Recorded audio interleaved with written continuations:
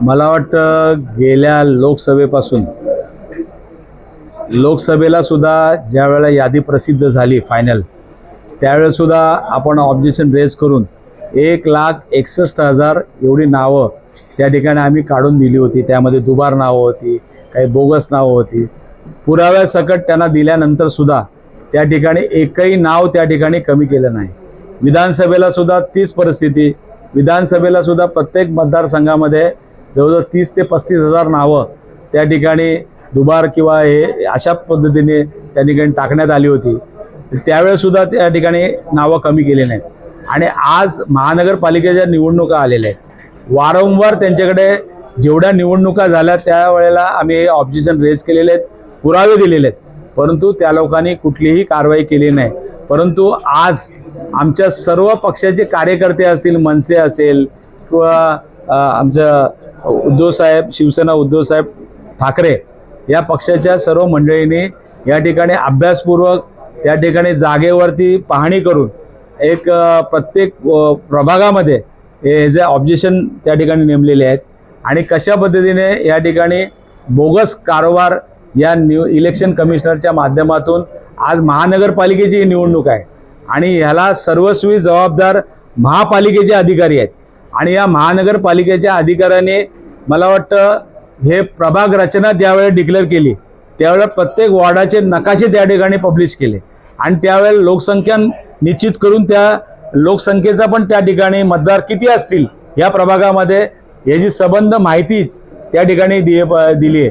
असं असताना सुद्धा प्रत्येक प्रभागामध्ये इतर प्रभागातली नावं त्या ठिकाणी जाणून त्या ठिकाणी टाकलेली आहेत।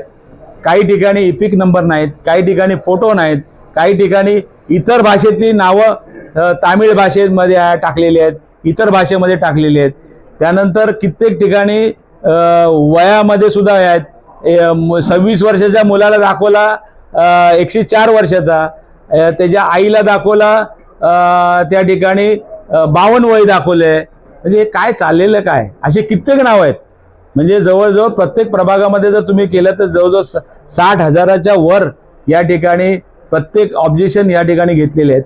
आणि असं असताना आज इलेक्शन कमिशनने ज्या पद्धतीने आज तुम्ही बघितलं असेल नगर परिषदेच्या निवडणुकीला कोर्टाने त्या ठिकाणी चाप लावलेलं आहे। 20 ठिकाणी त्या ठिकाणी निवडणुका थांबवण्यात आलेल्या आहेत आणि तुम्ही बघितलं आजच त्या उद्या मतमोजणी होती, परंतु नागपूर खंडपीठाने मला वाटतं आदेश देऊन ही मतमोजणी पुढे ढकललेली आहे।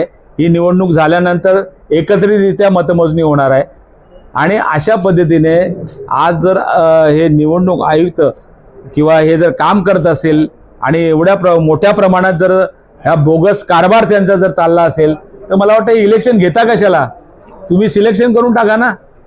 जेणेकरून आज तुम्ही बघितले असेल आज 8 ते 10 वर्षानंतर महानगरपालिकेची निवडणूक होते आणि आज तिथला प्रत्येक प्रभागामध्ये तिथला नागरिक असेल, तिथल्या कार्यकर्त्यांनी पूर्ण मेहनत करून त्या ठिकाणी कामं केलेली आहेत। आणि असं असताना आज एवढ्या मोठ्या प्रमाणामध्ये जर ही अशी बोगस नावं त्या ठिकाणी जर आढळून आले असतील आणि त्याच्यावरती कारवाई होणार नसेल तर मला वाटतं त्या संबंधित अधिकाऱ्याला आम्ही सोडणार नाही। हे ऑब्जेक्शन आम्ही त्यांच्याकडे सुपूर्द करणार आहोत आणि आमच्या सर्व प्रभागातल्या सर्व कार्यकर्त्यांनी त्या ठिकाणी ऑब्जेक्शन रेज केलेले आहे आणि त्याचा जर त्या ठिकाणी दुरुस्ती झाली नाही तर त्या अधिकाऱ्याला आम्ही सोडणार नाही।